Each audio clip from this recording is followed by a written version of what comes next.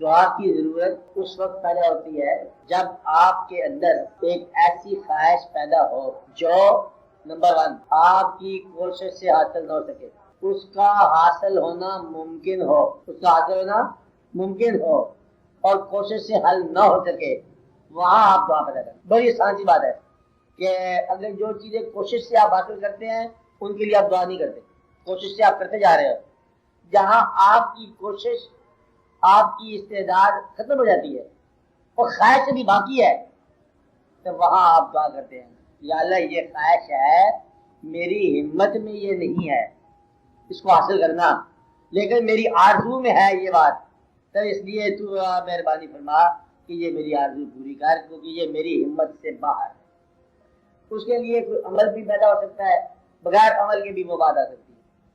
اب اس کا واقعہ یہ ہے کہ زندگی جو ہے کوشش بھی ہے، زندگی کوشش بھی ہے، لیکن کوشش کے علاوہ زندگی نصیب بھی ہے۔ کوشش ہے، کون سا ناکام آدمی ہے جو کوشش نہیں کرتا؟ کون سا مزدور ہے جو کوشش نہیں کرتا؟ کون سا گناہ گار ہے جو کوشش نہیں کرتا؟ کوششیں ہوتی ہیں۔ اب سوال یہ ہے کہ اللہ تعالیٰ سے وہ نصیب مانگا جائے، کیا نصیب اس کو کہیں گے کہ جس کے اندر کوششیں صحیح نتیجہ لاتی ہیں، جس کے اندر کوشش جو ہے جزا کی حقدار ہوتی ہے، سزا کی حقدار نہ ہو۔ اس لیے اللہ تعالیٰ سے دعا ہوتی ہے کہ یا اللہ یہ واقعہ ہو جائے۔ دعا سے کیا ہوتا ہے؟ یا تو وہ آرزو ختم ہو جاتی ہے یا پوری ہو جاتی ہے۔ دعا کا معنی ہے کہ یہ فیصلہ میں نے اللہ میاں کے سپرد کر دیا کہ یا اللہ اب تو مثلاً یہ ہے کہ بیٹا عطا فرما، بیچارہ مریض ہے، بیمار ہے رشتہ دار ہے، اس سے بڑا ہی پیار ہے، اب یہ تیرے لیے ہے یا اللہ کہ تو اس کی صحت کا حفاظت کر۔ بات ہوگی، ڈاکٹر جواب دے گیا۔ جب ڈاکٹر کا رجوع کیا اور ڈاکٹر جس مقام پر جواب دینے کا اس میں واقعہ پیدا ہو گیا اور دعا کا مقام پیدا ہو گیا، تو دعا جو ہوتی ہے یہ اس وقت کی جاتی ہے، یہ اس وقت پیدا ہوتی ہے۔ دعا کا معنی قوت کو بلانا، وہ قوت جو میری قوت کو اب کسی نتیجے کی طرف لگا دے۔ لیکن جو صاحبان قوت ہے اصل میں دعا وہ بھی کرتے ہوں گے۔ دعا شرط نہیں ہے کہ دعا کنڈیشن نہیں ہے یا اللہ ہم تجھے مانیں گے اگر تجھے دعا منظور فرما دی۔ میں نے پہلے بتایا کہ اللہ کریم جو ہے اپنے مقربین کی دعا بھی کبھی کبھی نظر انداز فرما جاتے ہیں۔ اللہ ہوا ہی اللہ کا متمالک جو ہو گیا۔ میں نے آپ کو بتایا کہ کتنے ایسے بزرگ ہیں جن کی دعائیں جو ہے اللہ کریم نے ان کو قبول نہیں فرمایا، اور خاص طور پر نوح علیہ السلام کا واقعہ، بیٹے کے لیے دعا مانگی، بیٹا اللہ نے نہیں دیا۔ اور کتنے ہی لوگ ہیں جو اپنے پیغمبر ہیں، باپ ان کے دین پر نہیں ہے، دعا مانگی ہوگی لیکن نہیں مطلب منظور ہوئی ہوگی، دعا ضرور مانگی ہوگی۔ پیغمبر ہے، بیٹا دین پر نہیں ہے، دعا مانگی ہوگی۔ پیغمبر ہے لیکن بیوی دین پر نہیں ہے، دعا تو مانگی ہوگی نا۔ مقصد یہ ہے کہ دعا جو ہے مانگنا شرط نہیں ہے، یہ اللہ تعالیٰ کے سامنے آپ کا اللہ کے ساتھ جو تعلق ہے وہ دعا بنتا ہے کہ یا اللہ ایسا واقعہ ہو جائے، ورنہ جو واقعہ ہو رہا ہے اس کے ساتھ آپ کی رضامندی شامل ہے، تو دعا یہاں آگے کام آتی ہے۔ دعا سے اگر وہ مسائل حل نہ ہو تو کم از کم مسائل کی اوقات سمجھ آ جاتی ہے کہ یہ مسائل میرے کچھ ساختہ ہیں۔ اس لیے جو بزرگ ہیں وہ یہی دعا کرتے ہیں کہ یا اللہ ہم دعا کرتے ہیں کہ ہم ان دعاؤں سے بھی توبہ کرتے ہیں جو تجھے پسند نہیں ہیں، ہم وہ دعائیں بھی نہیں کرنا چاہتے جو تیری بارگاہ میں قبول نہیں ہیں۔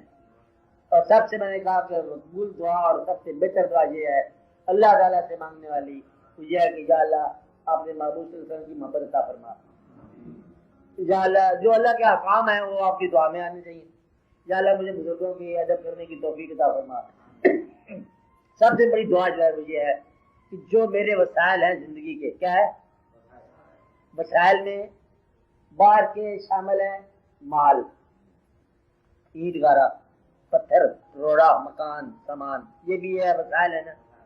وسائل میں آپ کا ذہن بھی شامل ہے، وسائل میں آپ کا دل شامل ہے، آپ کی صحت شامل ہے، آپ کی قوت شامل ہے، آپ کی زندگی کے تعلقات شامل ہیں، آپ کی وابستگیاں شامل ہیں، یہ سارے آپ کے وسائل ہیں۔ یا رب العالمین جن وسائل کو میں زندگی کہہ رہا ہوں ان وسائل کا وہ استعمال عطا فرما کہ زندگی کا انجام تیرے قریب میں ہو،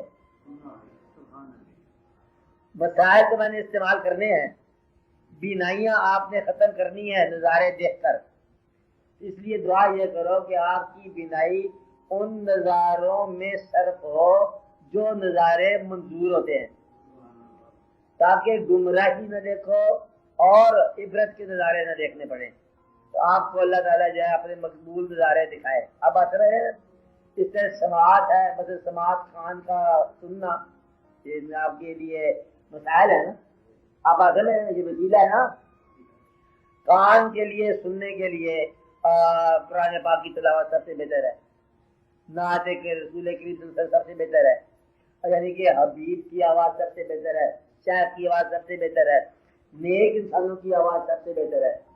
اگر کان کے اندر وہ نغمات سنے جائیں جن نغمات کے پیچھے گناہ حرکت کرتا ہے یا تھرکتا ہے یا دھڑکتا ہے، تو آپ کے کان نے آپ کا وسیلہ بن کے آپ کو گمراہ کر دیا۔ اچانک کان میں ایک آواز آ گئی، وہ آواز ہیجان پیدا کر گئی، گمراہی کی دلیل۔ اور کان کے اندر آواز جو جاتی ہے یہ آپ کے دل کو کیپچر کر لیتی ہے۔ آپ کو بات سمجھ نہیں آئی اس میں کیا کہہ رہا ہوں؟ اگر دعوت گناہ ہو تو آپ کا وجود میلان گناہ میں آ گیا، اگر وہ دعوت نیکی کی ہو تو آپ کے وجود نیکی کی طرف چلا گیا۔ اس لیے کان کے وسیلے کا استعمال یہ ہے کہ کان ان آوازوں کو سنیں جو آواز صداقت کے راستے کی طرف لے جا رہی ہیں، کیونکہ اس دنیا میں دونوں آوازیں آ رہی ہیں، حق کی بھی اور جھوٹ کی بھی، دونوں سر گھر میں عمل ہے، بڑا پھٹ بولتے جا رہے ہیں۔ آپ آسا میں رہنا، اور کان ہے اس نے ڈسکریمنیشن اور تمیز کرنی ہے، یہ آواز نہیں ہے میرے لیے۔ ایک آدمی نو بارہ معصوم بولا بالا راستے چلا دادا صاحب کے عرس پر، اب وہ جب باڈی چوک پر پہنچا تو آوازیں شروع ہو گئی، ساری وہ عرس کی آوازیں سمجھ رہا ہے، آوازیں شروع ہو گئی۔ اگر اس کو کہیں تھیٹر کی آواز آ گئی اس کی آواز نہ سمجھ لینا، تھیٹر ضرور لگے گا، آپ آتے ہیں نا، میلہ ضرور ہوگا، سودا ضرور بکے گا، دکاندار ضرور آئیں گے، واقعات ضرور ہوگا، مجمع ضرور لگیں گے، سارے یہ دادا صاحب دوست نہیں ہے۔ آگے جاؤ گے تہذیب میں قوالی ضرور کرے گا، اور بھی لوگ قوالی کریں گے، تو قوالی جو ہے یہ بھی دادا صاحب کی آواز نہیں ہے۔ جس کام کو آپ چلے ہو اس کام کے راستے میں اس کام کے نام کے حوالے سے بے شمار آوازیں آ جاتی ہیں، اور وہ اکثر آوازیں اس راستے کو روک دیتی ہیں جس راستے پر آپ چل رہے ہو، یعنی کہ آپ جا ہی رہے ہو، بس میں آپ جا رہے ہیں، حج کرنے جا رہے ہو، حج کے نظام میں اتنی پیچیدگی کا پیدا ہو جائے کہ آپ بے قیدی ہو جاؤ، چھوڑو یہ پاسپورٹ ہے واپس کرو، منہ پہ دے بارہ سے، اگر ایسی بات ہے تو آپ کی کیفیت ٹوٹ جائے۔ آپ اگر سرکار کے روزے پر بیٹھے تو کسی نے آگے بدلے ہوئے اور کوئی ایسی واقعی کر دیا تو آپ کی کیفیت خراب ہوگی۔ اس لیے اس راستے پر چلنے والا بڑی احتیاط سے چلتا ہے، اپنے وسیلے کو استعمال کرتا ہے کہ ریئیکشن جو ہے وہ غلط نہ ہو جائے۔ آپ آتے ہیں یہ وسیلے ہیں